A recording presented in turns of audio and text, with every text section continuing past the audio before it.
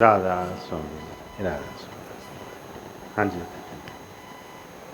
बाणी गुरु ग्रंथ साहिब जी महाराज राग धनासरी बाणी भगत रविदास जी की।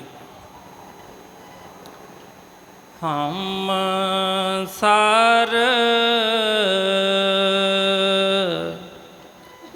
दीन दयाल ना तुम सार अब पतियार क्या कीजय।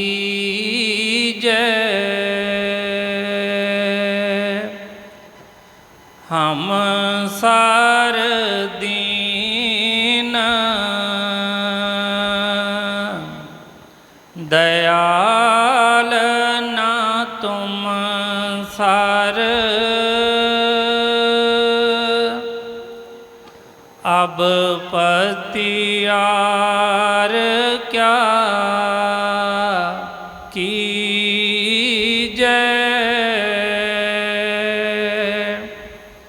बचनी तोर मोर मन माने जन को पूरन दीजय। राधा स्वामी राधा स्वामी। ये बाणी रविदास जी महाराज जी की है। संत महात्मा सारे ही सानू एको ही संदेश देंदे ने।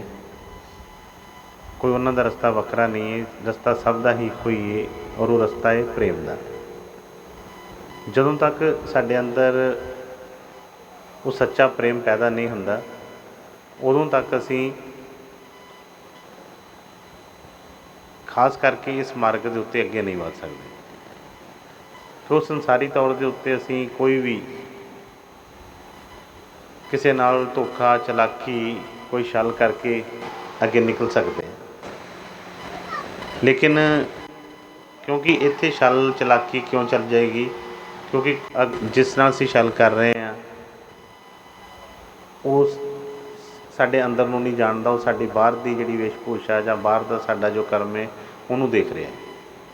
इसलिए इत्थे सब कुछ हो सकता है, लेकिन उस परमात्मा दे लागे उहदे कोल जाण वास्ते सानू बिल्कुल तो बिल्कुल सच्चाई नाल चलना पएगा।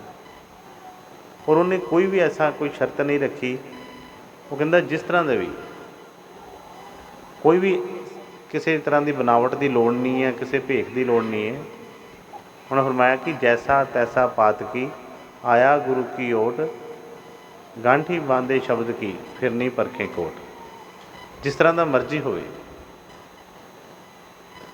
जरूरी नहीं है कि बड़ा असी कोई बनावट करके असी कोई जाइए। एक संसारी तौर पर किसी ना नाता जुड़ना होंदा है। जिस तरह विआह शादी वास्ते असी कोई लड़का लड़की नूं देखण जांदा जां लड़की वाले लड़के नूं देखण जांदे ने, तो उहदे विच बड़ी तरह की बनावट बना के असी चलते हैं। कई बार कोई पूछेगा कि बई लड़का की काम करता है, काम उहदा चाहे कोई छोटा ही होवे, लेकिन असी बड़ा वधा चढ़ा के उन्होंने दसांगे। वो पुछण किन्नी दी आमदन है महीने की, चाहे वो घट तो घट भी हो, चाहे 10,000 हो, 20,000 50,000 हो, असी उन्होंने वधा चढ़ा के ही दसांगे। वो काहदे वास्ते कि बई जिहड़ा नाता है जां जिहड़ा रिश्ता है जिहड़ा है वो पक्का हो जाए, गहरा हो। ये जिन्नियां भी चीज़ां ने सानू लगता है कि ये रिश्ते नूं जोड़न वास्ते, और इसलिए असी बनावट तो बनावट कोई ना कोई करी जाते हैं। लेकिन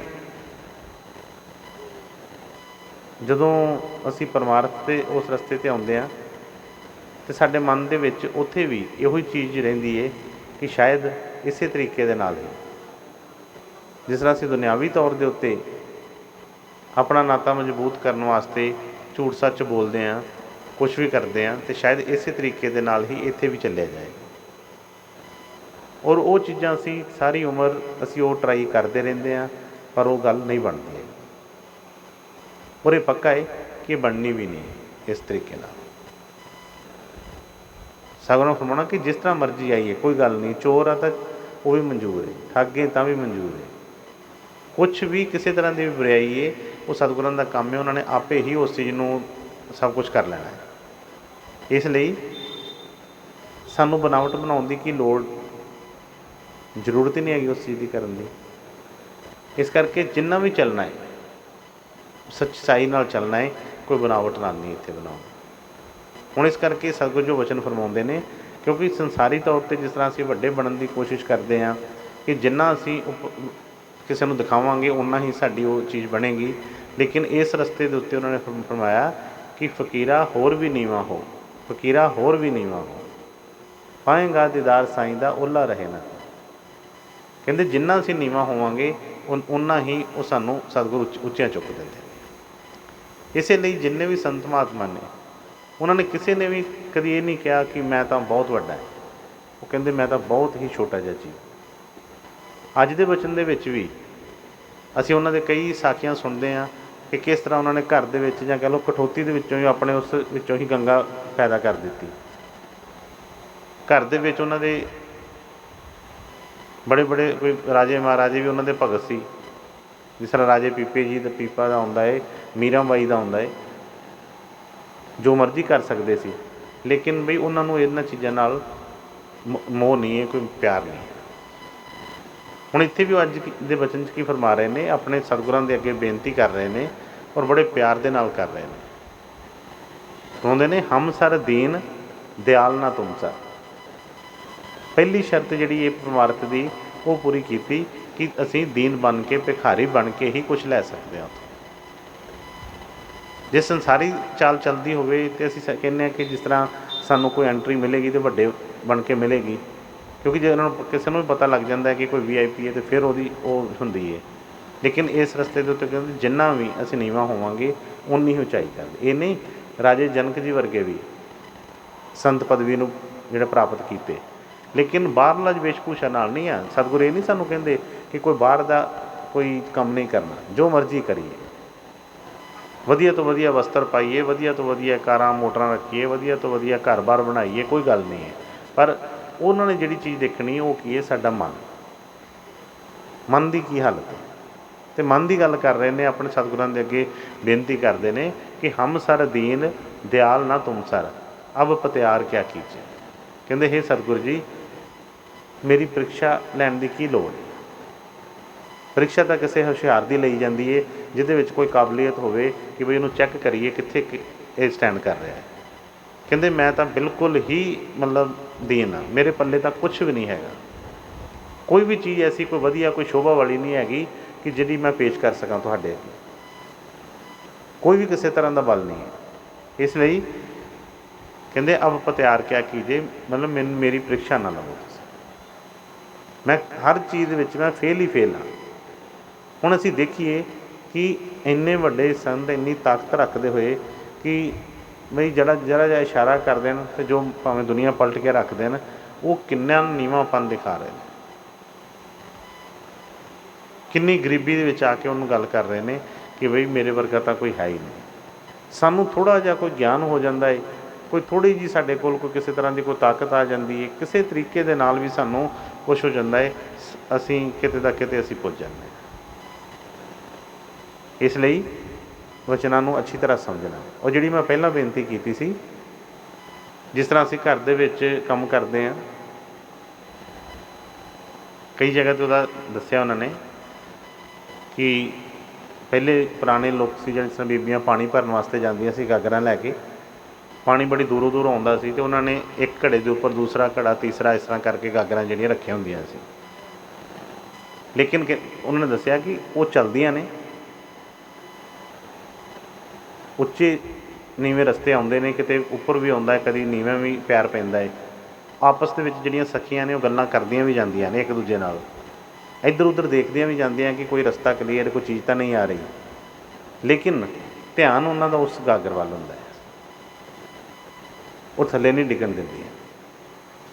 ਪਹਿਲੀ ਬੇਨਤੀ ਇਸੇ ਕਰਕੇ ਕਰੀਦੀ ਹੈ ਕਿ ਛੋਟਾ ਮੋਟਾ ਜਿਹੜਾ ਚੀਜ਼ ਹੈ, ਕਿਉਂਕਿ ਮਨ ਦਾ ਕੰਮ ਹੈ ਕਿ ਮਨ ਹੀ ਨਹੀਂ ਟਿਕਦਾ, ਤਨ ਤਾਂ ਟਿਕ ਜਾਂਦਾ ਹੈ। ਜ਼ਬਰਦਸਤੀ ਵੀ ਟਿਕਾ ਲਈਦਾ ਹੈ। ਹੁਣ ਬੈਠੇ ਹਾਂ ਅਤੇ ਬੈਠੇ ਹੀ ਹਾਂ ਬਾਹਰੋਂ ਤਨ ਟਿਕਾ ਕੇ, ਲੇਕਿਨ ਮਨ ਜਿਹੜਾ ਆ ਇਹ ਬੜਾ ਮੁਸ਼ਕਿਲ ਹੈ ਟਿਕਾਉਣਾ। ਲੇਕਿਨ ਜਦੋਂ ਅਸੀਂ ਕੋਸ਼ਿਸ਼ ਕਰਾਂਗੇ ਤਾਂ ਕਿਹੜਾ ਕੰਮ ਨਹੀਂ ਹੁੰਦਾ। ਜੇ ਸੰਸਾਰੀ ਤੌਰ ਦੇ ਉੱਤੇ ਸਾਰੇ ਕੰਮ ਹੋ ਰਹੇ ਨੇ ਅਤੇ ਬਈ ਇਹ ਵੀ ਕੰਮ ਕੋਈ ਐਸਾ ਗੱਲ ਨਹੀਂ ਹੈਗੀ, ਸਤਿਗੁਰੂ ਮਦਦ ਕਰਦੇ ਨੇ ਸਾਡੀ। ਪਹਿਲਾਂ ਆਪਣਾ ਸੰਕਲਪ ਲਈਏ ਇੱਕ ਚੀਜ਼ ਨੂੰ। ਕਿਉਂ ਸਤਿਗੁਰਾਂ ਨੇ ਫਰਮਾਉਣਾ ਕਿ ਬਈ ਦਰਸ਼ਨ ਦੀ ਮਹਿਮਾ ਜਿਹੜੀ ਕਹੀ ਉਹਨਾਂ ਨੇ ਜਾਂ ਕਿਸੇ ਤਰ੍ਹਾਂ ਦੀ, ਉਹ ਕਾਹਦੇ ਵਾਸਤੇ ਸੀ? ਕਿਉਂਕਿ ਸਾਨੂੰ ਪਤਾ ਨਹੀਂ ਹੁੰਦਾ। ਬੜੀ ਜਲਦੀ ਅਸੀਂ ਮਨ ਚੰਚਲ ਹੈ ਨਾ, ਜਿਹੜੀ ਚੀਜ਼ ਅਸੀਂ ਲੈਣ ਆਏ ਹਾਂ ਜਾਂ ਕੁਛ ਵੀ ਉੱਧਰ ਇਕਾਗਰਤਾ ਨਹੀਂ ਹੁੰਦੀ। ਥੋੜ੍ਹੀ ਥੋੜ੍ਹੀ ਕਰਦੇ ਹਾਂ, ਛੋਟੀ ਮੋਟੀ ਚੀਜ਼ਾਂ ਜਿਹੜੀਆਂ ਨੇ ਇਹ ਚੱਲੀ ਜਾਣੀਆਂ ਨੇ। ਹੁਣ ਠੀਕ ਹੈ ਨਾ, ਅਸੀਂ ਬੈਠੇ ਹਾਂ, ਹਵਾ ਚੱਲ ਰਹੀ ਹੈ, ਆਵਾਜ਼ ਵੀ ਥੋੜ੍ਹੀ ਬਹੁਤ ਆ ਰਹੀ ਹੈ, ਕਰ ਰਹੀ। ਪਰ ਜਿਹੜੀ ਜਿਹੜੀ ਚੀਜ਼ ਮੈਂ ਦੱਸੀ ਜਾਵਾਂਗਾ ਤੁਹਾਡਾ ਧਿਆਨ ਉੱਧਰ ਹੋਰ ਜਾਈ ਜਾਣਾ।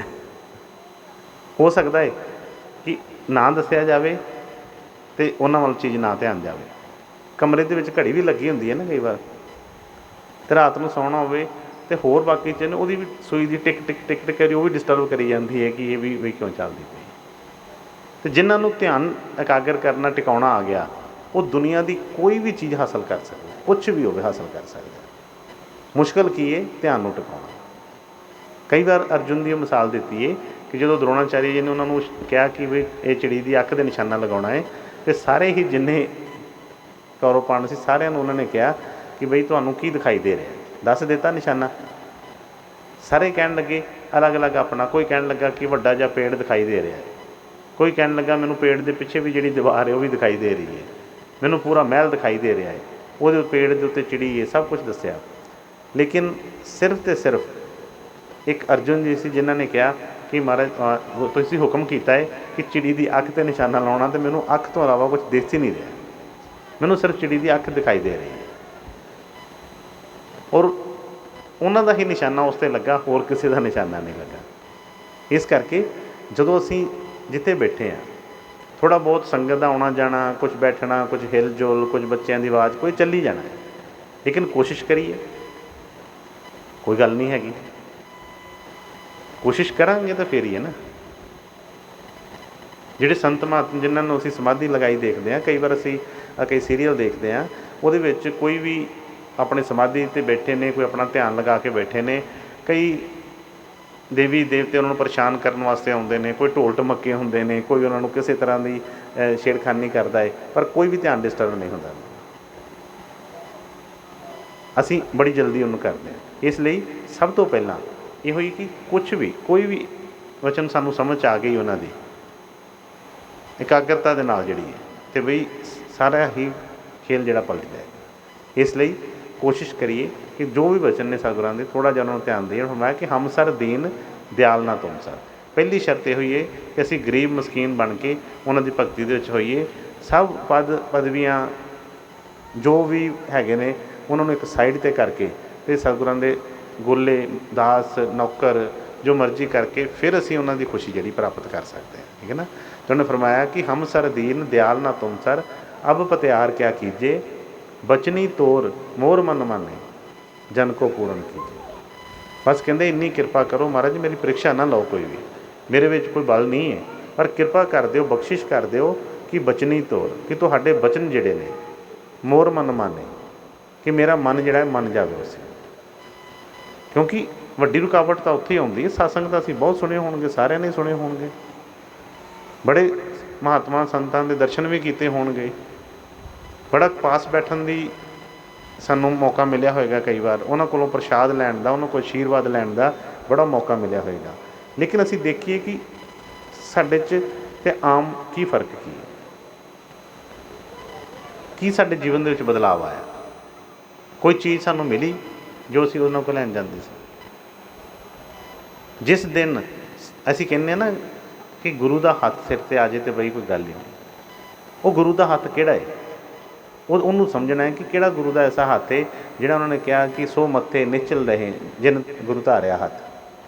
ਕਹਿੰਦੇ ਉਹਨਾਂ ਦੇ ਮੱਥੇ ਦੇ ਉੱਤੇ ਕੋਈ ਸ਼ਿਕਨ ਨਹੀਂ ਹੁੰਦੀ ਜਿਹਦੇ 'ਤੇ ਗੁਰੂ ਦਾ ਹੱਥ ਆ ਜਾਂਦਾ ਹੈ। ਲੇਕਿਨ ਸਾਡੀ ਗੱਲ ਕਿਉਂ ਨਹੀਂ ਬਣਦੀ? क्योंकि ਉਹੀ ਚੀਜ਼ ਹੈ ਉਹਨਾਂ ਫਰਮਾਇਆ ਕਿ ਬਚਨੀ ਤੋਰ ਮੋਰ ਮਨ ਮਾਨੇ। ਸਤਸੰਗ ਇੱਕ ਹੀ ਸੁਣਿਆ ਹੋਵੇ, ਪਾਠ ਇੱਕ ਹੀ ਕੀਤਾ ਹੋਵੇ, ਮੰਦਰ ਜਾਣ ਦਾ, ਗੁਰੂ ਦੇ ਅੱਗੇ ਸਾਹਮਣੇ ਜਾਣ ਦਾ ਇੱਕ ਵਾਰੀ ਹੀ ਭਾਵੇਂ ਮੌਕਾ ਮਿਲਿਆ ਹੋਵੇ, ਭਈ ਗੁਰੂ ਕੋਈ ਸ਼ਰਤ ਰੱਖਦਾ ਹੈ ਕਿ ਨਹੀਂ ਪਹਿਲਾਂ ਇੰਨੀਆਂ ਚੌਂਕੀਆਂ ਭਰ ਫਿਰ ਤੈਨੂੰ ਕੁਛ ਦੇਵਾਂਗਾ। ਰਾਜਾ ਪੀਪਾ ਜੀ ਜਦੋਂ ਰਵਿਦਾਸ ਜੀ ਦੇ ਕੋਲ ਗਏ ਸੀ ਉਹਨਾਂ ਦੀ ਸ਼ੋਭਾ ਸੁਣ ਕੇ, ਅਤੇ ਰਾਜੇ ਸੀ ਚਲੋ ਜੋ ਵੀ ਉਹਨਾਂ ਦੀਆਂ ਕੋਈ ਮੁਸ਼ਕਿਲਾਂ ਸੀ ਕਰਕੇ ਗਏ, ਅਤੇ ਜਦੋਂ ਜਾ ਕੇ ਬੇਨਤੀ ਕੀਤੀ ਕਿ ਮਹਾਰਾਜ ਜੀ ਕਿਰਪਾ ਕਰੋ, ਮੈਨੂੰ ਅੰਮ੍ਰਿਤ ਦੀ ਦਾਤ ਬਖਸ਼ੋ, ਮੈਨੂੰ ਨਾਮਦਾਨ ਬਖਸ਼ ਦਿਓ, ਉਹਨਾਂ ਦੀ ਵੇਖ ਕੇ ਉਸ ਚੀਜ਼ ਨੂੰ, ਅਤੇ ਕਹਿੰਦੇ ਆ ਕਿ ਜਿਸ ਤਰ੍ਹਾਂ ਰਵਿਦਾਸ ਜੀ ਮਹਾਰਾਜ ਆਪਣੇ ਉੱਥੇ ਬੈਠੇ ਸੀ, ਜੋੜੇ ਗੰਢਦੇ ਸੀ, ਔਰ ਜਿੱਥੇ ਉਹ ਚਮੜਾ ਭਿਉਂਦੇ ਸੀ ਪਾਣੀ ਦੇ ਵਿੱਚ, ਉਸੇ ਪਾਣੀ ਦੇ ਵਿੱਚੋਂ, ਕਿਉਂਕਿ ਉਹ ਹੁਣ ਦੇਖੋ ਕੀਮਤੀ ਤਾਂ ਚੀਜ਼ ਬੜੀ ਹੈ, ਪਰ ਸਾਨੂੰ ਜਦੋਂ ਵਿਸ਼ਵਾਸ ਭਰੋਸਾ ਹੀ ਨਹੀਂ ਹੋਏਗਾ ਗੱਲ ਕਿੱਦਾਂ ਬਣੇਗੀ। ਜਿਸ ਤਰ੍ਹਾਂ ਹੁਣੇ ਵੀ ਥੱਲੇ ਮੈਂ ਬੇਨਤੀ ਕਰ ਰਿਹਾ ਸੀ ਨਾ ਕਿ ਸਾਨੂੰ ਉਹਦੀ ਕੀਮਤ ਦਾ ਨਹੀਂ ਪਤਾ। ਉਹਨਾਂ ਨੇ ਰਵਿਦਾਸ ਜੀ ਨੇ ਇਸ ਤਰ੍ਹਾਂ ਕਰਕੇ ਕਹਿਣ ਲੱਗੇ ਠੀਕ ਹੈ ਰਾਜਨ ਆਓ ਜੀ, ਉਹਨੂੰ ਇਸ ਤਰ੍ਹਾਂ ਕਰਕੇ ਉਹਦੇ ਵਿੱਚੋਂ ਕੋਈ ਪਾਣੀ ਲਿਆ ਅਤੇ ਕਹਿਣ ਲੱਗੇ ਲਓ ਪ੍ਰਸ਼ਾਦ ਲਓ। ਰਾਜੇ ਦਾ ਉਸੇ ਨੇ ਮਾਥਾ ਠਣਕਿਆ ਕਿ ਮੈਂ ਐਡਾ ਵੱਡਾ ਰਾਜਾ, ਠੀਕ ਹੈ ਮੈਂ ਆਇਆ ਇਹਨਾਂ ਕੋਲ, ਉਸ ਚੀਜ਼ ਦਾ ਮੈਨੂੰ ਪਤਾ ਹੈ ਕਿ ਇਹਨਾਂ ਦੀ ਸ਼ੋਭਾ ਦਾ, ਇਹਨਾਂ ਦੀ ਕਿਰਪਾ ਦਾ, ਪਰ ਮੇਰੇ ਨਾਲ ਇਹ ਕੀ ਕਰ ਰਹੇ ਨੇ, ਆਹ ਕਿਹੜਾ ਪਾਣੀ ਮੈਨੂੰ ਦੇ ਰਹੇ ਨੇ। ਆਪਣੀ ਉਸ ਚੀਜ਼ ਮਨ 'ਚ ਡੋਲ ਗਿਆ ਪਾਣੀ, ਉਹਨਾਂ ਨੂੰ ਉਹ ਜਿਹੜਾ ਜੋ ਵੀ ਉਹਨਾਂ ਨੇ ਪ੍ਰਸ਼ਾਦ ਦਿੱਤਾ ਉਹਨੂੰ ਬਸ ਡਰਦਿਆਂ ਲੈ ਤਾਂ ਲਿਆ, ਪਰ ਉਹਨੂੰ ਗ੍ਰਹਿਣ ਨਹੀਂ ਕੀਤਾ। ਔਰ ਅੱਗੇ ਕਈ ਵਾਰ ਅਸੀਂ ਸੁਣਿਆ ਉਹਦੇ ਬਾਰੇ ਕਿ ਕਿਸ ਤਰ੍ਹਾਂ ਉਹਨਾਂ ਨੇ ਆਪਣੇ ਇਸ ਤਰ੍ਹਾਂ ਕਰਕੇ ਸਾਰਾ ਬਾਹਾਂ ਦੇ ਉੱਤੇ ਵਗਾ ਲਿਆ, ਔਰ ਕੱਪੜਿਆਂ ਨੂੰ ਜਿਸ ਤਰ੍ਹਾਂ ਉਹਨਾਂ ਦੇ ਸੀ ਦਾਗ ਲੱਗ ਗਏ ਉਸ ਪਾਣੀ ਦੇ, ਔਰ ਉਹਨੂੰ ਦਾਗ ਨੂੰ ਲਾਉਣ ਵਾਸਤੇ ਜਦੋਂ ਉਹ ਧੋਬੀ ਦੇ ਪਾਸ ਭੇਜਿਆ ਗਿਆ, ਅਤੇ ਪੁਰਾਣੇ ਜ਼ਮਾਨੇ ਦੇ ਵਿੱਚ ਕਹਿੰਦੇ ਜਿਹੜੇ ਦਾਗ ਸੀ ਉਹ ਚੂਸ ਚੂਸ ਕੇ ਅਤੇ ਉਹਦਾ ਦਾਗ ਉਤਾਰਦੇ ਸੀ।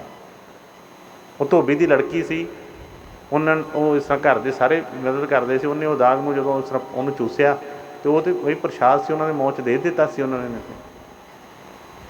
ਉਸ ਬੇਟੀ ਦੀ, ਉਸ ਬੱਚੇ ਦੀ ਜਿਹੜੀ ਸੀ ਦਸ਼ਾ ਬਦਲ ਗਈ, ਉਹਦੀ ਸੁਰਤ ਜਿਹੜੀ ਸੀ ਉਸ ਭਗਵਾਨ ਨਾਲ ਲੱਗ ਗਈ, ਜੁੜ ਗਈ, ਸਾਰੀਆਂ ਮੈਲਾਂ ਜਿਹੜੀਆਂ ਦੂਰ ਹੋ ਗਈਆਂ, ਔਰ ਬਈ ਉਹ ਰੂਹਾਨੀ ਗੱਲਾਂ ਕਰਨ ਲੱਗ ਪਈ।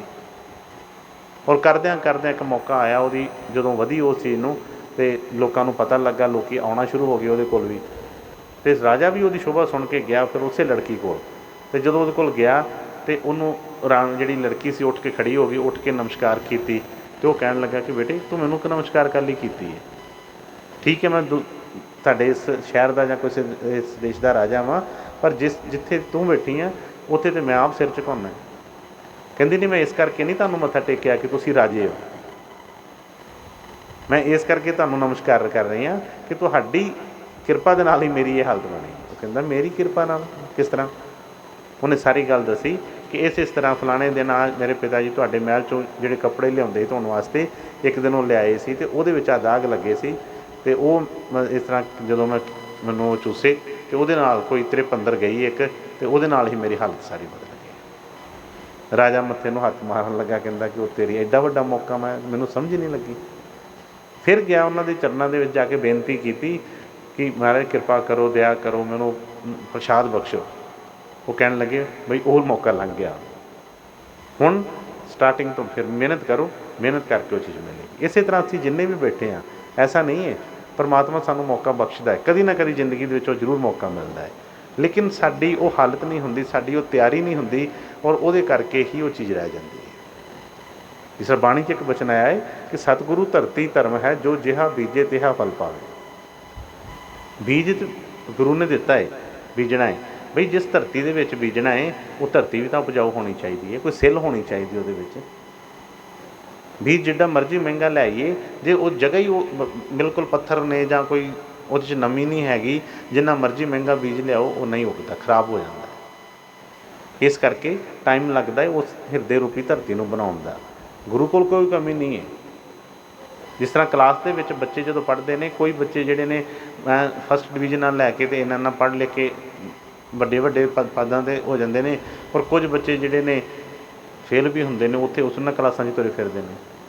ਟੀਚਰ ਇੱਕ ਹੀ ਹੈ, ਸਕੂਲ ਇੱਕ ਹੀ ਹੈ, ਸਭ ਕੁਛ ਇੱਕ ਹੀ ਹੈ, ਲੇਕਿਨ ਆਪਣੀ ਆਪਣੀ ਭਾਵਨਾ ਦੀ ਗੱਲ ਹੈ। ਕਿੰਨਾ ਕੁ ਅਸੀਂ ਉਸ ਟੀਚਰ ਦਾ ਕਹਿਣਾ ਮੰਨਿਆ, ਗੁਰੂ ਦਾ ਕਹਿਣਾ ਮੰਨਿਆ, ਉਹ ਚੀਜ਼ ਆਉਂਦੀ ਹੈ।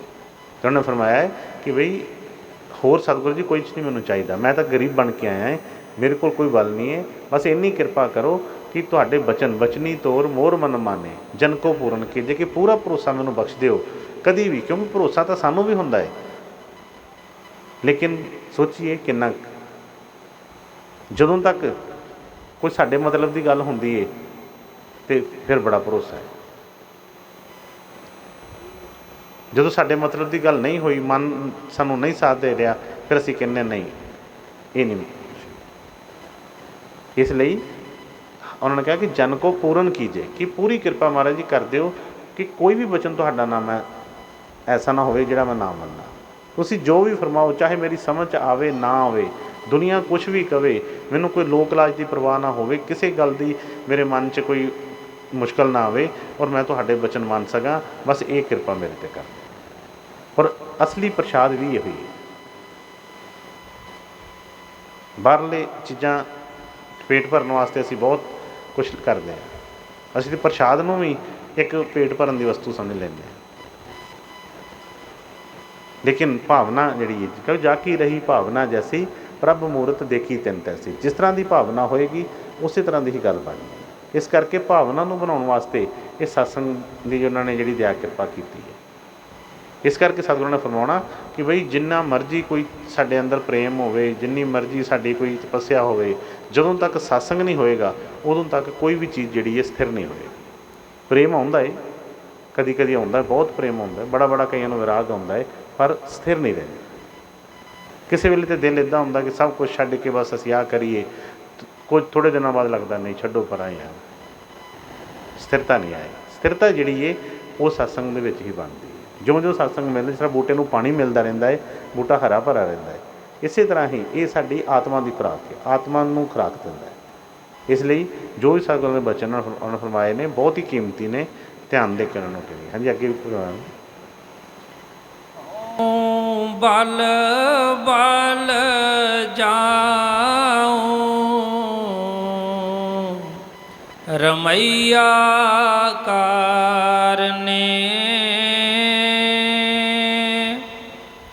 कारण कवन अबोल, बहुत जन्म बिछरे थे मादो, एह जन्म तुम्हारे लेखे, कह रविदास आस लाग जीवो, चिरवयो दर्शन देखे। सारे ये कोई जुबान दी नहीं, कोई दिमाग दी नहीं, ये हिरदे तो पुकार उठी। वो जिहड़ी हिरदे तो उठती है उन्होंने कोई भी चीज़ रोकती नहीं, फिर कोई चीज़ रस्ते च कोई रुकावट नहीं होती। फिर उन्होंने फरमाया कि हाँ बल बल जाऊँ रमैया कारने, कारण कवन अबोल। किस तरह बच्चे वांगू एक बेनती की है, जिस तरह माँ रुस जाती है ना बच्चे को किसी वेले, ਜਾਂ वैसे ही किसी वेले ना बोलती होए, तो जे बच्चे का प्यार होंदा है ना तो माँ ने मगर मगर की गल है। इस तरह एक बच्चे वांगू तरले मार रहे ने। पिछले उन्होंने फरमाया कि बचनी तोर मोर मन माने, जन को पूर्ण कीजे।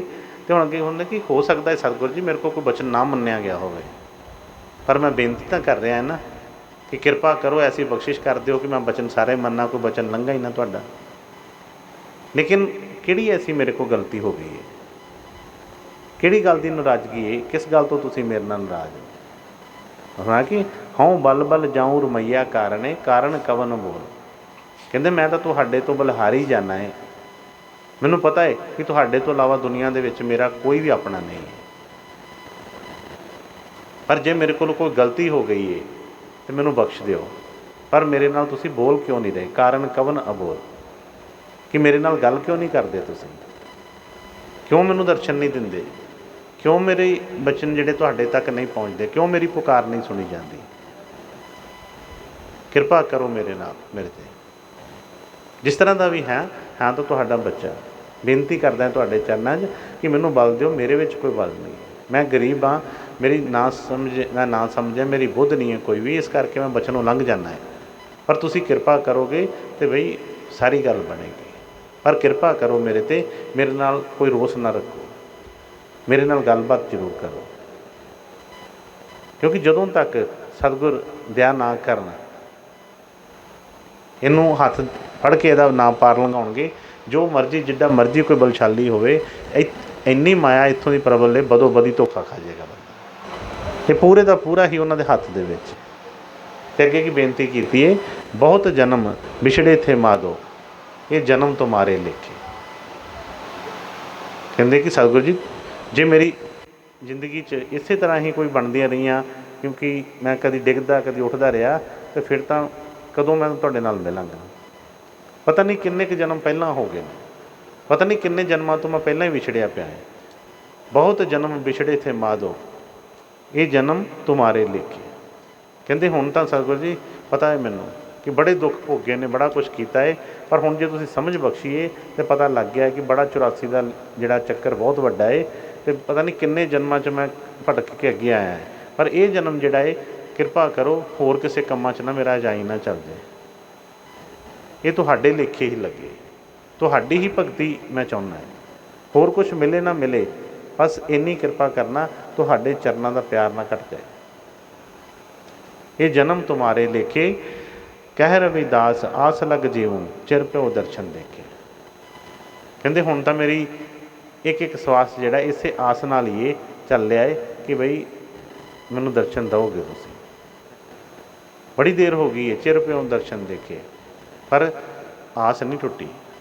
ਆਸ ਹੈਗੀ ਹੈ ਕਿ ਤੁਸੀਂ ਜ਼ਰੂਰ ਮੈਨੂੰ ਦਰਸ਼ਨ ਦਿਓਗੇ, ਜ਼ਰੂਰ ਮੇਰੇ 'ਤੇ ਕਿਰਪਾ ਕਰੋਗੇ, ਜ਼ਰੂਰ ਮੇਰਾ ਹੱਥ ਫੜ ਕੇ ਮੈਨੂੰ ਇਸ ਭਵ ਸਾਗਰ 'ਚੋਂ ਪਾਰ ਲੈ ਜਾਓਗੇ। ਲੇਕਿਨ ਨਾਲ ਜਿਹੜੀ ਪਹਿਲੀ ਬੇਨਤੀ ਕੀਤੀ ਹੈ ਉਹਨੂੰ ਸਮਝਣ ਕਿਹਾ ਕਿ ਬਹੁਤ ਜਨਮ ਵਿਛੜੇ ਥੇ ਮਾਧੋ, ਇਹ ਜਨਮ ਤੁਮਾਰੇ ਲੇਖੇ। ਕਿੱਥੇ ਇੱਕ ਜਨਮ ਲੇਖੇ 'ਚ ਪੂਰਾ ਹੀ। ਕਹਿੰਦੇ ਕਿ ਹੋਰ ਕੋਈ ਕੰਮ ਨਹੀਂ ਮੇਰਾ ਇਸ ਜਨਮ ਦਾ, ਬਸ ਇਹ ਤੁਹਾਡੇ ਲੇਖਿਆ, ਜਿਸ ਤਰ੍ਹਾਂ ਤੁਸੀਂ ਕਹੋਗੇ ਉਸੇ ਤਰ੍ਹਾਂ ਹੀ ਮੈਨੂੰ ਮਨਜ਼ੂਰ ਹੈ। ਅਸੀਂ ਦੇਖੀਏ ਕਿ ਸਾਰੇ ਅਸੀਂ ਇਸ 'ਚ ਚਾਹੁੰਦੇ ਹਾਂ, ਬੜਾ ਮੁਸ਼ਕਿਲ ਹੈ, ਕਹਿਣਾ ਅਤੇ ਸੁਣਨਾ ਬੜਾ ਹੀ ਸੌਖਾ ਹੈ, ਕਰਨਾ ਕਿੰਨਾ ਔਖਾ ਹੈ। ਸਾਡੇ ਕੋਲ ਥੋੜ੍ਹਾ ਜਿਹਾ ਟਾਈਮ ਨਹੀਂ ਕੱਢਿਆ ਜਾਂਦਾ, ਇੱਕ ਦਿਨ ਵੀ ਜਿਹੜਾ ਕੱਢਣਾ ਕਈ ਵਾਰ ਮੁਸ਼ਕਿਲ ਹੁੰਦਾ ਹੈ, ਕਿਉਂਕਿ ਸਾਨੂੰ ਕੀਮਤ ਦਾ ਨਹੀਂ ਪਤਾ ਉਸ ਚੀਜ਼ ਦਾ। ਥੋੜ੍ਹਾ ਜਿਹਾ ਲੇਟ ਹੋ ਜਾਈਏ ਕਿਸੇ ਗੱਲ ਤੋਂ, ਅਸੀਂ ਕਹਿੰਦੇ ਹਾਂ ਕਿ ਨਹੀਂ ਵੀ ਫਿਰਨ ਤੁਰਨ ਜਾਈਏ, ਬੱਚੇ ਜਿੱਦ ਕਰਨ, ਘੁੰਮਣ ਫਿਰਨ ਚਲੇ ਜਾਵਾਂਗੇ, ਲੇਕਿਨ ਉਹ ਗੱਲ ਨਹੀਂ ਬਣਦੀ। ਕਈ ਵਾਰ ਕਈ ਸਤਿਗੁਰਾਂ ਦੇ ਬੱਚੇ, ਠੀਕ ਹੈ, ਨਾਮ ਤਾਂ ਬਈ ਹਮੇਸ਼ਾ ਹੀ ਸਾਡੇ ਅੰਦਰ ਵਸਿਆ ਹੈ, ਕੋਈ ਬਾਹਰੋਂ ਨਹੀਂ, ਲੇਕਿਨ ਜੋ ਵੀ ਇੱਕ ਸਤਿਗੁਰਾਂ ਦੀ ਜੋ ਇੱਕ ਰੀਤ ਹੈ ਉਹਦੇ ਮੁਤਾਬਕ ਗੱਲ ਕਰ ਰਿਹਾ ਹੈ। ਕਈ ਵਾਰ ਕੁਝ ਸੇਵਾਦਾਰ ਸਤਿਗੁਰਾਂ ਦੇ ਨਾਮ ਲਿਖਾਉਣਗੇ, ਬੇਨਤੀਆਂ ਕਰਨਗੇ ਕਿ ਸਾਨੂੰ ਬੜਾ ਟਾਈਮ ਹੋ ਗਿਆ, ਨਾਮ ਨਹੀਂ ਮਿਲਿਆ, ਨਾਮ ਮਿਲ ਜਾਵੇ, ਸਾਨੂੰ ਕੋਈ ਰਸਤਾ ਖੁੱਲ੍ਹ ਜਾਵੇ। ਲੇਕਿਨ ਉਹ ਵੀ ਆਪਣੇ ਤਰੀਕੇ ਦੇ ਨਾਲ, ਆਪਣੀ ਸਹੂਲਤ ਦੇ ਮੁਤਾਬਕ ਹੀ ਚੱਲਣਾ ਸ਼ੁਰੂ ਕਹਿਣਗੇ ਕਿ ਬਈ ਸਾਡੇ ਤਰੀਕੇ ਦੇ ਨਾਲ ਜਦੋਂ ਸਾਡਾ ਟਾਈਮ ਲੱਗੇ ਉਦੋਂ ਇਹ ਗੱਲ ਬਣ ਜਾਵੇ। ਮੈਂ ਕਈ ਵਾਰ ਉਹਨੂੰ ਬੇਨਤੀ ਕਰਦਾ, ਗੱਲ ਕੋਈ ਨਹੀਂ, ਸੇਵਾਦਾਰ ਨੇ ਤਾਂ ਆਪਣੀ ਸੇਵਾ ਕਰਨੀ ਹੈ, ਆਪਣਾ ਹੋ ਜਾਏਗੀ, ਲੇਕਿਨ ਜਦੋਂ ਤੱਕ ਸਾਨੂੰ ਉਹਦੀ ਕੀਮਤ ਦਾ ਹੀ ਨਹੀਂ ਪਤਾ, ਅਸੀਂ ਕਹਿੰਦੇ ਹਾਂ ਕਿ ਹਾਂ ਕਦੀ ਮੌਕਾ ਬਣੇਗਾ, ਅਸੀਂ ਕੋਈ ਉਹ ਮੇਲ ਆਗ ਹੋਏਗਾ, ਕੋਈ ਟਾਈਮ ਲੱਗੇਗਾ, ਕਦੀ ਉਸ ਤਰੀਕੇ ਦੇ ਨਾਲ। ਸਤਿਗੁਰਾਂ ਨੇ ਐਸੀ ਕੋਈ ਗੱਲ ਨਹੀਂ ਹੈ, ਕੋਈ ਉਹਦੇ ਵਾਸਤੇ ਕੋਈ ਮਹੂਰਤ ਦੀ ਨਹੀਂ ਲੋੜ ਹੈਗੀ ਬਈ, ਉਹ ਤਾਂ ਹਮੇਸ਼ਾ ਹੀ ਸਤਿਗੁਰਾਂ ਨੂੰ ਸਤਸੰਗ ਵਾਸਤੇ ਕੋਈ ਮਹੂਰਤ ਦੀ ਲੋੜ ਹੈ। ਇਸੇ ਤਰ੍ਹਾਂ ਕੋਈ ਨਾਮਦਾਨ ਵਾਸਤੇ ਜਾਂ ਕੁਛ ਕਿਸੇ ਚੀਜ਼ ਵਾਸਤੇ ਕਿਸੇ ਮਹੂਰਤ ਦੀ ਲੋੜ ਨਹੀਂ ਹੈ, ਲੇਕਿਨ ਉਹ ਇਸੇ ਕਰਕੇ ਹੀ ਕੁਝ ਨਿਯਮ ਰੱਖੇ ਜਾਂਦੇ ਨੇ ਕਿਉਂਕਿ ਸਾਨੂੰ ਉਹਦੀ ਪਹਿਲਾਂ ਪਤਾ ਲੱਗੇ, ਭੁੱਖ ਲੱਗੇ ਉਸ। ਅਸੀਂ ਕਹਿੰਦੇ ਹਾਂ ਕਿ ਜਦੋਂ ਮੌਕਾ ਮਿਲੇਗਾ, ਥੋੜ੍ਹਾ ਜਿਹਾ ਦੇਖਾਂਗੇ, ਕਿਤੇ ਆਏ ਗਏ, ਫਿਰ ਕੋਈ ਇਹੋ ਜਿਹਾ ਮੇਲ ਬਣੇਗਾ, ਫਿਰ ਅਸੀਂ ਉਹ ਕਰਾਂਗੇ।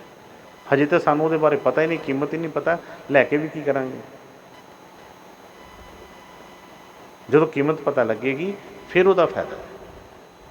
ਇਸ ਲਈ ਸਤਿਗੁਰ ਕਿਰਪਾ ਕਰਨ, ਦਿਆ ਕਰਨ ਕਿ ਸਾਨੂੰ ਉਸ ਦੀ ਕੀਮਤ, ਸਾਨੂੰ ਬਾਕੀ ਸੰਸਾਰੀ ਚੀਜ਼ਾਂ ਸਭ ਦਾ ਕੀਮਤ ਦਾ ਪਤਾ ਹੈ, ਆਪਣੇ ਟਾਈਮ ਦੀ ਕੀਮਤ ਦਾ ਪਤਾ ਹੈ, ਸੋਨਾ ਚਾਂਦੀ ਦੀ ਕੀਮਤਾਂ ਦਾ ਪਤਾ ਹੈ, ਹੀਰੇ ਮੋਤੀਆਂ ਦਾ ਪਤਾ ਹੈ, ਘਰਾਂ ਦੀ ਕੀਮਤਾਂ ਦਾ ਪਤਾ ਹੈ, ਬੱਚਿਆਂ ਦੀ ਕੀਮਤ ਦਾ ਪਤਾ ਹੈ, ਰਿਸ਼ਤੇਦਾਰਾਂ ਦੇ ਨਾਤਿਆਂ ਦੀ ਫਿਕਰ ਹੈਗੀ ਹੈ, ਪਰ ਗੁਰੂ ਦੇ ਬਚਨ ਦੀ ਕੋਈ ਫਿਕਰ ਨਹੀਂ। ਗੱਲਾਂ ਸੁਣਦੇ ਹਾਂ, ਕਰਦੇ ਹਾਂ ਸਭ ਕੁਛ, ਪਰ ਜਿਸ ਦਿਨ ਇਹ ਤੜਫ ਹੋ ਗਈ, ਕਿਤੇ ਜਾਣ ਦੀ ਲੋੜ ਨਹੀਂ, ਘਰ ਬੈਠਿਆਂ ਹੀ ਸਤਿਗੁਰੂ ਦੇ ਅੰਦਰ ਬਈ ਆ ਜਾਣਾ।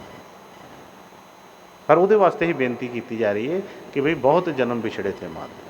ਮਨ 'ਚ ਪਹਿਲਾਂ ਇਹ ਆਵੇ ਤਾਂ ਸਹੀ ਕਿ ਪਤਾ ਨਹੀਂ ਕਦੋਂ ਦੇ ਵਿਛੜੇ। ਸਾਨੂੰ ਤਾਂ ਜੇ ਵਿਛੋੜੇ ਦਾ ਹੀ ਨਹੀਂ ਪਤਾ, ਅਸੀਂ ਕਹਿੰਦੇ ਅਸੀਂ ਤਾਂ ਬਈ ਮਿਲੇ ਹੀ ਪਏ ਹਾਂ, ਕਦੀ ਉਹ ਮਹਿਸੂਸ ਹੀ ਨਹੀਂ ਹੋਇਆ। ਸੰਸਾਰੀ ਤੌਰ ਦੇ ਉੱਤੇ ਕੋਈ ਰਿਸ਼ਤੇਦਾਰ, ਕੋਈ ਧੀਆਂ ਪੁੱਤਰ ਨਾ ਮਿਲਣ ਕੁਝ ਦਿਨ ਤੇ ਮਨ ਨੂੰ ਹੌਲ ਪੈਂਦੇ ਨੇ ਕਿ ਬਈ ਫੋਨ ਕਰਕੇ ਪਤਾ ਤਾਂ ਕਰੀਏ, ਲੇਕਿਨ ਆਪਣੀ ਕਦੀ ਫਿਕਰ ਹੀ ਨਹੀਂ ਹੋਈ ਕਿ ਕਦੋਂ ਦੇ ਵਿਛੜੇ ਪਏ ਆ। ਜਿਨ੍ਹਾਂ ਨੂੰ ਉਹਦੀ ਪਤਾ ਚੱਲ ਗਿਆ, ਜਿਹਦੇ ਅੰਦਰ ਉਹ ਹਲੋਰ ਉੱਠ ਗਈ, ਉਹ ਨਹੀਂ ਫਿਰ ਕੁਛ ਵੀ ਦੇਖਦੇ, ਸਭ ਕੁਝ ਛੱਡ ਕੇ ਉਸ ਰਸਤੇ ਫਿਰ ਚੱਲ ਪੈਂਦੇ। ਉਹਨਾਂ ਨੇ ਬੇਨਤੀ ਕੀਤੀ ਹੈ ਕਿ ਕਹਿ ਰਵਿਦਾਸ ਆਸ ਲੱਗ ਜੀਓ, ਕਿ ਸਤਿਗੁਰੂ ਜੀ ਆਸ ਤਾਂ ਮੇਰੀ ਬਣੀ ਹੈ ਪੱਕੀ, ਮੈਨੂੰ ਪਤਾ ਹੈ ਤੁਸੀਂ ਦਇਆ ਕਿਰਪਾ ਕਰੋਗੇ, ਤੁਹਾਡਾ ਨਾਮ ਹੀ ਦਿਆਲ ਹੈ, ਤੁਸੀਂ ਪਤਿਤ ਪਾਵਨ ਹੋ, ਤੁਸੀਂ ਪਰਮੇਸ਼ਵਰ ਹੋ, ਤੁਸੀਂ ਸਾਡੇ ਗਰੀਬਾਂ ਵਾਸਤੇ ਹੀ ਆਏ ਹੋ, ਅਤੇ ਇਹ ਵਿਸ਼ਵਾਸ ਹੈ ਅਤੇ ਬਈ ਮੇਰੇ 'ਤੇ ਕਿਰਪਾ ਕਰੋਗੇ। ਪਰ ਨਾਲ ਆਪਣੇ ਵੱਲੋਂ ਵੀ ਦੱਸਿਆ ਕਿ ਇਹ ਜਨਮ ਤੁਹਾਰੇ ਲੇਖੇ। ਅਸੀਂ ਇਹ ਤਾਂ ਜ਼ਰੂਰ ਕਹਿੰਦੇ ਹਾਂ ਕਿ ਨਹੀਂ, ਸਤਿਗੁਰਾਂ 'ਤੇ ਬੜਾ ਭਰੋਸਾ ਹੈ, ਮੈਨੂੰ ਪਤਾ ਹੈ ਉਹ ਕਿਰਪਾ ਕਰਨਗੇ, ਉਹ ਦਇਆ ਕਰਨਗੇ, ਪਰ ਬਈ ਸਾਡੀ ਕਿਹੜੀ ਤਿਆਰ, ਉਹ ਤਾਂ ਦਇਆ ਕਰਨੀ ਕੀ ਹੈ, ਕਰਦੇ ਪਏ ਨੇ। ਉਹਨਾਂ ਦੀ ਦਇਆ ਦੀ ਬਰਸਾਤ ਹਮੇਸ਼ਾ ਚੱਲਦੀ ਰਹਿੰਦੀ ਹੈ।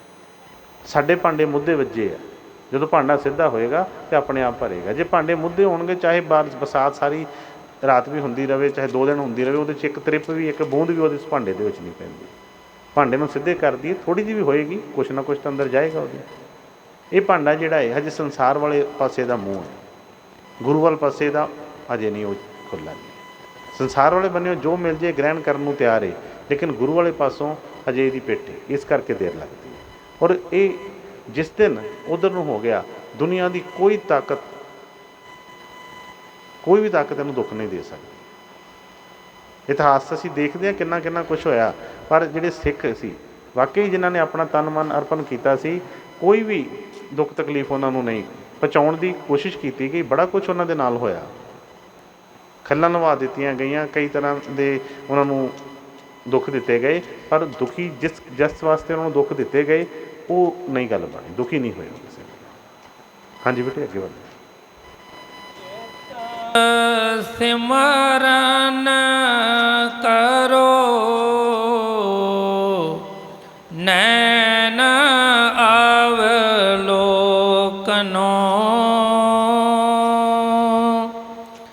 ਸਰਵਨ ਬਾਣੀ ਸੁਜਸ ਪੂਰ ਰਾਖੋ,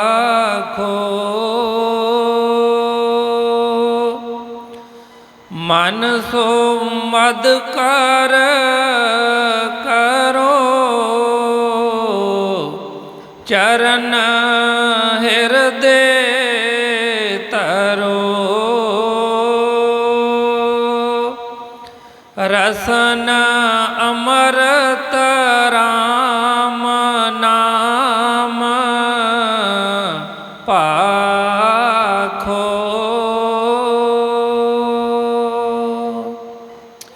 ਮੇਰੀ ਪ੍ਰੀਤ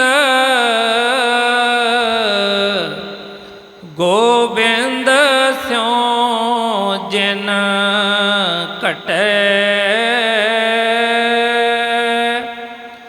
ਮੈਂ ਤੋ ਮੋਲ ਮਹਿੰਗੀ ਲਈ ਜੀ ਸਟੈ। ਹੁਣ ਜਿਸ ਤਰ੍ਹਾਂ ਪਿੱਛੇ ਬੇਨਤੀ ਕੀਤੀ ਕਿ ਆਸ ਤਾਂ ਹੈਗੀ ਹੈ ਮੈਨੂੰ, ਤੁਸੀਂ ਦਇਆ ਕਿਰਪਾ ਕਰੋਗੇ, ਹੁਣ ਇੱਕ ਬੇਨਤੀ ਅੱਗੇ ਫਿਰ ਅੱਗੇ ਕਿਹੜੀ ਹੈ ਕਿ ਬਈ ਇੰਨੀ ਕਿਰਪਾ ਕਰ ਦਿਓ ਕਿ ਸਾਰਾ ਹੀ, ਕਿਉਂਕਿ ਇਹ ਜੋ ਵੀ ਮਿਲਿਆ ਸਾਨੂੰ, ਜੋ ਕੁਛ ਵੀ ਮਿਲਿਆ ਇਹ ਕੋਈ ਸੰਸਾਰੀ ਕੰਮਾਂ ਵਾਸਤੇ ਨਹੀਂ ਸੀ ਮਿਲਿਆ, ਬਸ ਅਸੀਂ ਲਗਾ ਲਿਆ ਸੀ, ਕਿਉਂਕਿ ਸਾਨੂੰ ਉਹਦੀ ਕੀਮਤ ਦਾ ਨਹੀਂ ਸੀ ਪਤਾ। ਇੱਕ ਬੱਚੀ ਸ਼ਬਦ ਬੋਲਦੀ ਹੁੰਦੀ ਹੈ, ਇਸ ਤਰ੍ਹਾਂ ਦੇ ਫਿਰ ਬੋਲਿਆ ਇਹਨਾਂ ਨੇ ਕਿ ਸਤਿਗੁਰ ਤੈਨੂੰ ਹੱਥ ਦਿੱਤੇ, ਸੇਵਾ ਕਰਦੇ ਰਹੀਏ ਕਿਹੜਾ ਮੁੱਲ ਲੱਗਦਾ। ਸਤਿਗੁਰ ਤੈਨੂੰ ਪੈਰ ਦਿੱਤੇ, ਗੁਰੂ ਘਰ ਜਾਂਦੇ ਰਹੀਏ ਕਿਹੜਾ ਮੁੱਲ ਲੱਗਦਾ। ਸਤਿਗੁਰ ਤੈਨੂੰ ਅੱਖਾਂ ਦਿੱਤੀਆਂ, ਦਰਸ਼ਨ ਕਰਦੇ ਰਹੀਏ ਕਿਹੜਾ ਮੁੱਲ ਲੱਗਦਾ। ਸਤਿਗੁਰ ਤੈਨੂੰ ਕੰਨ ਦਿੱਤੇ, ਸਤਸੰਗ ਸੁਣਦੇ ਰਹੀਏ ਕਿਹੜਾ ਮੁੱਲ ਲੱਗਦਾ। ਹਰ ਇੱਕ ਚੀਜ਼ ਜਿਹੜੀ ਹੈ ਉਹਨਾਂ ਨੇ ਕਿਹਾ ਕਿ ਬਈ ਇਹ ਮਿਲੀ ਕਾਹਦੇ ਵਾਸਤੇ ਆ, ਗੁਰੂ ਵਾਸਤੇ। ਲੇਕਿਨ ਅਸੀਂ ਇਹਦੇ ਕੋਲੋਂ ਜਿਹਦੇ ਵਾਸਤੇ ਮਿਲੀ ਉਹ ਇੱਧਰ ਸਾਨੂੰ ਚੇਤਾ ਹੀ ਨਹੀਂ।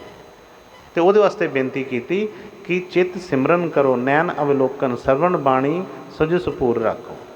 ਕਹਿੰਦੇ ਕਿ ਸਤਿਗੁਰੂ ਜੀ ਐਸੀ ਕਿਰਪਾ ਕਰੋ ਕਿ ਮੇਰਾ ਜਿਹੜਾ ਚਿੱਤ ਹੈ, ਹਿਰਦਾ ਜਿਹੜਾ ਆ, ਇਹ ਸੰਸਾਰੀ ਤੋਲ ਮੋਲ 'ਚ ਨਾ ਲੱਗਾ ਰਵੇ, ਇਹ ਹਰ ਵੇਲੇ ਤੁਹਾਡਾ ਸਿਮਰਨ ਕਰੇ।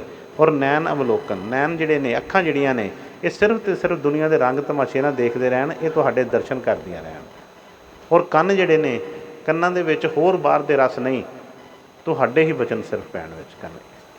ਇਸ ਤੋਂ ਇਲਾਵਾ ਮੈਨੂੰ ਹੋਰ ਕੁਛ ਨਹੀਂ ਚਾਹੀਦਾ। ਅੱਗੇ ਫਰਮਾਇਆ ਮਨ ਸੂ ਮਧੁਕਰ ਕਰੂੰ ਚਰਨ ਹਿਰਦੇ, ਚਰਨ ਹਿਰਦੇ ਧਰੋ ਰਸਨ ਅੰਮ੍ਰਿਤ ਰਾਮ ਨਾਮ ਪਾਕੋ। ਮਨ ਨੂੰ ਮੇਰੇ ਨੂੰ ਭੌਰਾ ਬਣਾ ਦਿਓ। ਜਿਸ ਤਰ੍ਹਾਂ ਭੌਰਾ ਜਿਹੜਾ ਆ ਉਹ ਉਸ ਚੀਜ਼ ਦਾ ਆਸ਼ਕ ਹੈ, ਇਸੇ ਤਰ੍ਹਾਂ ਮੇਰਾ ਮਨ ਜਿਹੜਾ ਆ ਹਮੇਸ਼ਾ ਹੀ ਤੁਹਾਡੇ ਹੀ ਉਸ ਸਿਮਰਨ 'ਚ ਲੱਗਾ ਰਵੇ, ਉਹਦੀ ਹੀ ਮੈਨੂੰ ਹਰ ਵੇਲੇ ਲਲਕ ਲੱਗੀ ਰਵੇ। ਤੁਹਾਡੇ ਚਰਨਾਂ ਜਿਹੜੇ ਆ, ਚਰਨ ਹਮੇਸ਼ਾ ਹੀ ਮੇਰੇ ਹਿਰਦੇ ਦੇ ਵਿੱਚ ਵਸੇ ਰਹਿਣ, ਕੁਛ ਵੀ ਮੇਰੇ ਹਿਰਦੇ ਦੇ ਵਿੱਚ ਨਾ ਆਵੇ। ਔਰ ਜ਼ੁਬਾਨ ਦੇ ਉੱਤੇ ਹਮੇਸ਼ਾ ਹੀ, ਰਸਨਾ ਦੇ ਉੱਤੇ ਤੁਹਾਡਾ ਨਾਮ ਹੀ ਲੈਂਦਾ ਰਹਾਂ, ਤੁਹਾਡੇ ਨਾਮ ਤੋਂ ਇਲਾਵਾ ਕਦੀ ਵੀ ਇਸ ਜ਼ੁਬਾਨ ਤੋਂ ਕੁਛ ਨਾ ਹੋਵੇ। ਅੱਗੇ ਫਰਮਾਇਆ ਮੈਂ ਤਾਂ ਮੋਲ ਮਹਿੰਗੀ ਲਈ ਜੀ ਸਟੇ, ਮੇਰੀ ਪ੍ਰੀਤ ਗੋਬਿੰਦ ਸਿਉ ਜਿਨ ਕਟੇ। ਕਹਿੰਦੇ ਸਤਿਗੁਰੂ ਜੀ ਇਹ ਮੈਨੂੰ ਬੜੀ ਮੁਸ਼ਕਿਲ ਇਹ ਜਿਹੜੀ ਚੀਜ਼ ਮਿਲੀ ਹੈ, ਬੜੀ ਮਹਿੰਗੀ ਮਿਲੀ ਹੈ, ਪਰ ਜਿਹਨੂੰ ਪਤਾ ਹੋਵੇ ਉਹਨੂੰ ਹੀ ਹੈ ਨਾ। ਸਾਨੂੰ ਤਾਂ ਲੱਗਦਾ ਕਿ ਬੜੀ ਸੌਖੀ ਮਿਲ ਗਈ, ਅਸੀਂ ਬੜੇ ਆਰਾਮ ਨਾਲ ਕਹਿ ਦਿੰਦੇ ਚੱਲ ਇਸ ਜਨਮ 'ਚ ਨਹੀਂ ਤਾਂ ਅਗਲੇ ਜਨਮ 'ਚ ਤਾਂ ਫਿਰ ਇਹ ਕੰਮ ਕਰਾਂਗੇ ਜ਼ਰੂਰ। ਸਾਨੂੰ ਕੀ ਪਤਾ ਅਗਲਾ ਜਨਮ ਕਿੱਥੇ ਹੋਣਾ, ਕਿੱਥੇ ਨਹੀਂ ਹੋਣਾ, ਕਿਉਂਕਿ ਸਾਨੂੰ ਉਹਦੀ ਕੀਮਤ ਦਾ ਨਹੀਂ ਪਤਾ। ਅਸੀਂ ਬੜੇ ਤੋਲ ਜੋਲ ਲਾਉਂਦੇ ਰਹਿੰਦੇ ਹਾਂ, ਪਰ ਨਹੀਂ ਬਈ, ਜਿਨ੍ਹਾਂ ਨੂੰ ਇਸ ਦੀ ਕੀਮਤ ਦਾ ਪਤਾ ਹੈ ਉਹਨਾਂ ਨੇ ਇਹ ਵਚਨ ਕੀਤੇ ਨੇ ਕਿ ਬੜੀ ਮਹਿੰਗੀ ਲਈ। ਕਿਉਂਕਿ ਸਤਿਗੁਰਾਂ ਨੇ ਬਾਣੀ 'ਚ ਵੀ ਲਿਖਿਆ ਹੈ,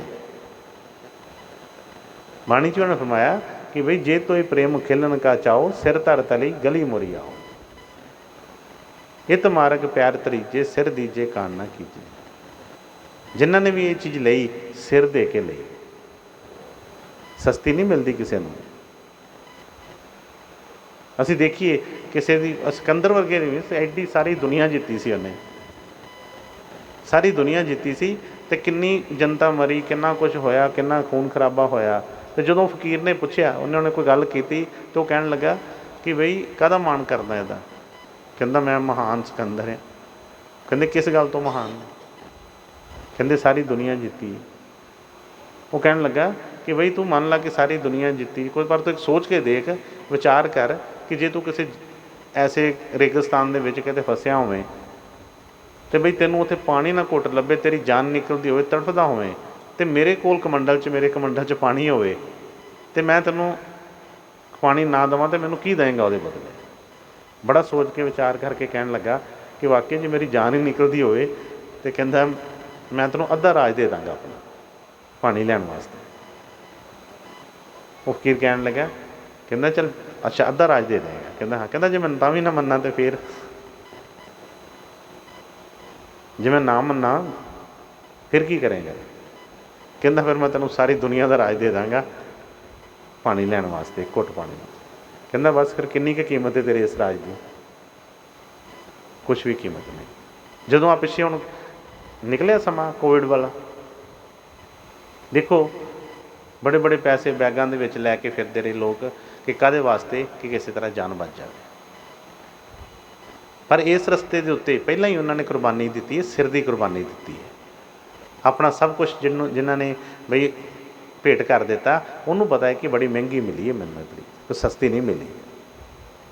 ਇਸ ਲਈ ਉਹ ਫਰਮਾਇਆ ਕਿ ਬਈ ਮੇਰੇ 'ਤੇ ਕਿਰਪਾ ਕਰੋ, ਬਸ ਦਇਆ ਕਰੋ ਕਿ ਇਹ ਜਿਹੜੀਆਂ ਚੀਜ਼ਾਂ ਨੇ, ਜਿਹੜੇ ਤੁਸੀਂ ਮੈਨੂੰ ਇੰਦਰੀਆਂ ਜਿੰਨੀਆਂ ਦਿੱਤੀਆਂ ਨੇ, ਤੁਹਾਡੇ ਹੀ ਸੇਵਾ 'ਚ ਲੱਗਣ, ਕਿਉਂਕਿ ਇਹ ਮੈਂ ਬੜੀ ਮਹਿੰਗੀ ਲਈ ਹੈ। ਔਰ ਮੈਂ ਕਦੀ ਨਹੀਂ ਚਾਹੁੰਦਾ ਕਿ ਮੇਰੀ ਪ੍ਰੀਤ ਗੋਬਿੰਦ ਸਿਉ ਘਟੇ। ਕਹਿੰਦਾ ਮੈਂ ਨਹੀਂ ਚਾਹੁੰਦਾ ਕਿ ਮੇਰੀ ਪ੍ਰੀਤ ਜਿਹੜੀ ਤੁਹਾਡੇ ਨਾਲ ਲੱਗੀ ਹੈ, ਕਿਸੇ ਗੱਲ ਕਰਕੇ ਵੀ ਮੇਰੀ ਇਹ ਪ੍ਰੀਤ ਘਟ ਜਾਵੇ, ਟੁੱਟੇ। ਜਿਹਨੂੰ ਮਿਲੀ ਹੋਵੇ ਉਹਨੂੰ ਪਤਾ ਚੱਲਦਾ ਹੈ। ਜਿਸ ਤਰ੍ਹਾਂ ਅਸੀਂ ਆਪਣੀ ਜਾਨ ਬਚਾਉਣ ਵਾਸਤੇ ਕਿਹੜਾ ਕੰਮ ਨਹੀਂ ਕਰਦੇ, ਹਰ ਦੁਨੀਆ ਦਾ ਪੁੱਠਾ ਸਿੱਧਾ ਕੰਮ ਕਰਨ ਨੂੰ ਤਿਆਰ ਹੋ ਜਾਂਦੇ ਕਿ ਜਾਨ ਬਚ ਜਾਵੇ। ਪਰ ਉਹਨਾਂ ਨੂੰ ਪਤਾ ਹੈ ਕਿ ਬਈ ਇਸ ਤੋਂ ਵੀ ਵੱਡੀ ਕੀਮਤ ਹੈ। ਹਾਂਜੀ, ਅੱਗੇ ਭਜਨ ਪੂਰਾ ਕਰਦੇ। ਸਾਧ ਸੰਗਤ ਬਿਨਾ ਪਾਉ ਨਹੀਂ ਉਪਜੈ,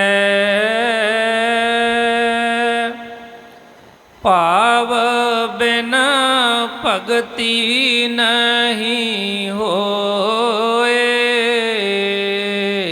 तेरी।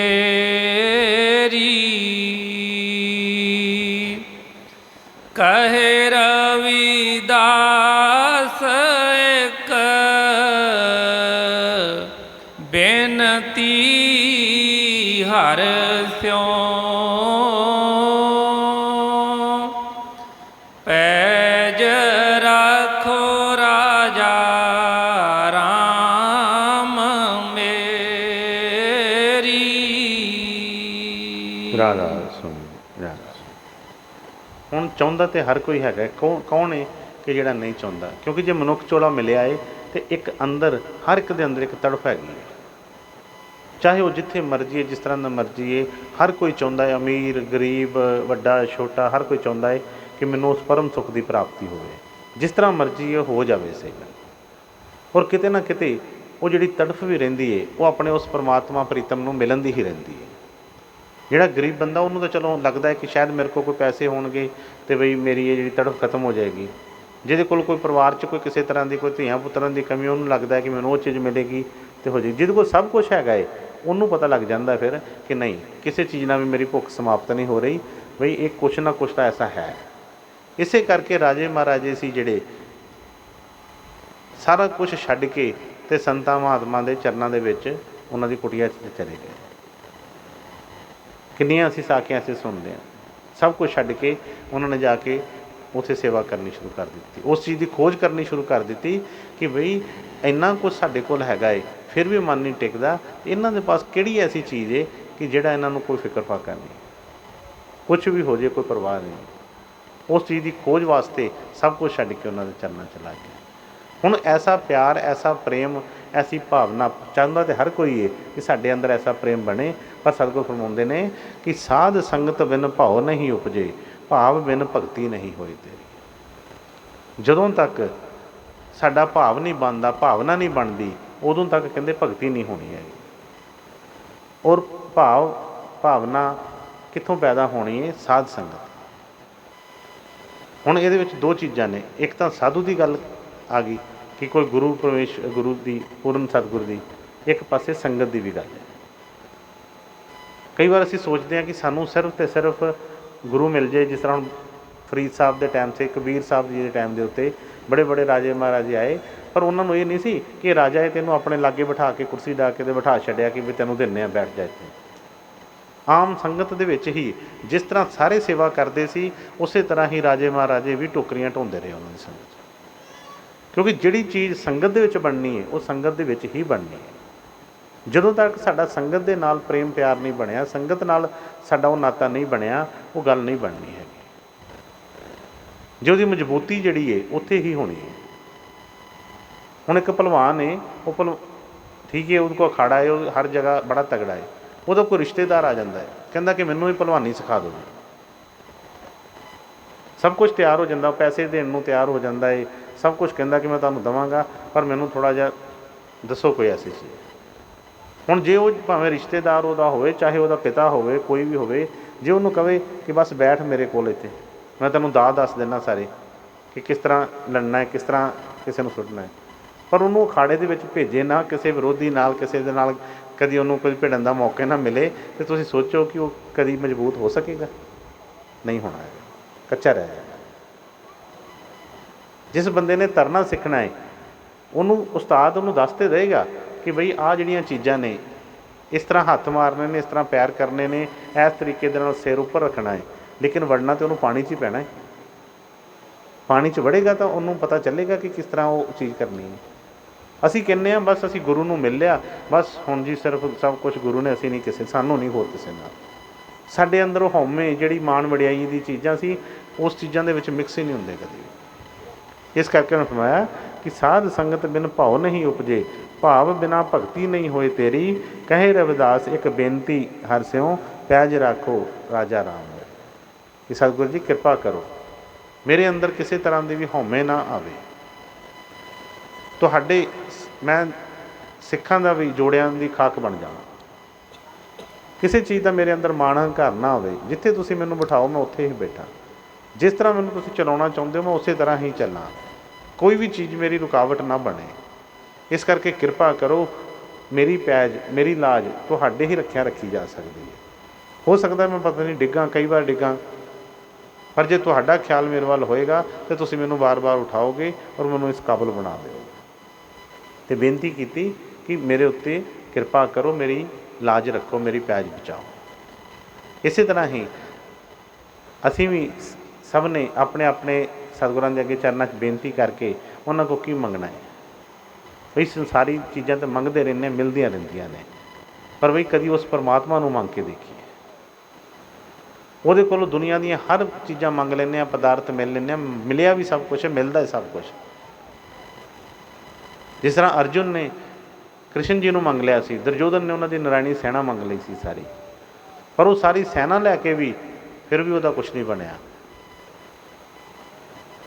उन्होंने वाल कल्ले ही वो भगवान हो गए, तो उन्हें बई हर पासों निकल गया।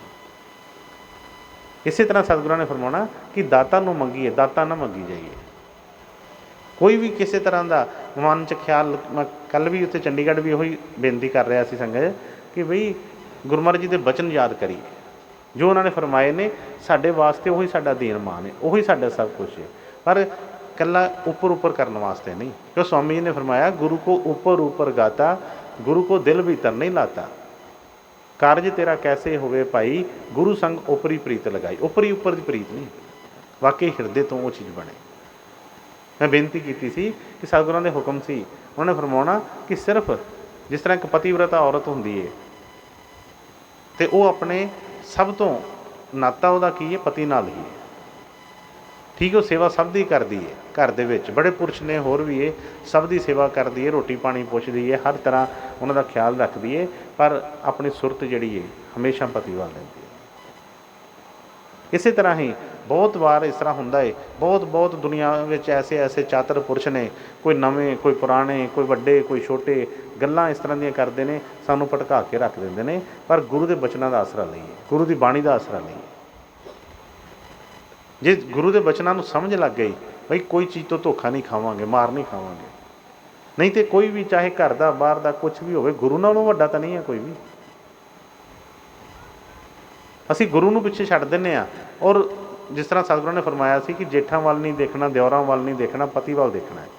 उन्हों का मतलब की सी कि नव्यां पुराणियां जां बहुते विद्वानां जां उन्हां दा मगर नहीं, अपने सतगुरां दे वचन नूं देखना है। उन्हां दे वचन की है, सतगुरां ने वचन खोल के फरमाए ने हर तरह। लेकिन असी अपनियां कई चीज़ां ते मान रख लेने, असी कहने कि बई वड्डियां अपने कि कोई भी रिश्तेदार होण, कोई वड्डे वडेरे होण, असी कहने असी उन्हां कोलों आ सुनिया, असी वो सुनिया, बई सब कुछ सुनिया, आदर है उन्हां दा। जो संसारी तौर पर एक माता पिता का आदर है पूरा बनता है, जो वड्डियां दा, चाचियां तायां दा, वड्डियां दा बनता, सब का आदर बनता है। पर उन्होंने कहा गुरु जिहा ना ही कोई दे, गुरु वर्गा गुरु ही है, वो वर्गा होर कोई नहीं। जो ये चीज़ समझ आ गई तो फिर पता लग जाना है कि गुरु बिना गत नहीं। जो इन्नी समझ आ गई फिर बई सारे एक पासे, सबको करूँ प्रणाम जोड़कर, ना ही कोई सतगुरु संसार। प्रणाम सब नूं ही, सब का आदर है, पर बई गुरु के बराबर कोई नहीं। इत्थों के नाते जिहड़े साडी इत्थे संभाल कर सकते हैं सारे, पर गुरु ने बई दोनों जहानों के विच पैज रखनी है। वो पहलों भी नाल सी, हुण भी नाल है, अगे भी नाल है। लेकिन इत्थों के रिश्ते नाते ने एक फैमिली के विच असीं पैदा हुंदे आ, पर टाइम के नाल देखिए पता ही नहीं लगता जदों असीं कोई ऐसा टाइम आता है अगला जन्म कित्थे कित्थे मिलता है। इसलिए हमेशा सतगुरां दे चरणों च बेनती अरदास करया करिए कि बई कृपा करो, दया करो कि ये जिहड़ा टाइम है ये कोई एवें ना बीत जाए, जिस काम वास्ते मिलिया है वो काम भी पूरा हो जाए। सतगुर दया कृपा करन, सब दीयां हाजरियां मंजूर करन, सब नूं अपना सच्चा प्यार भरोसा बख्शण। राधा स्वामी।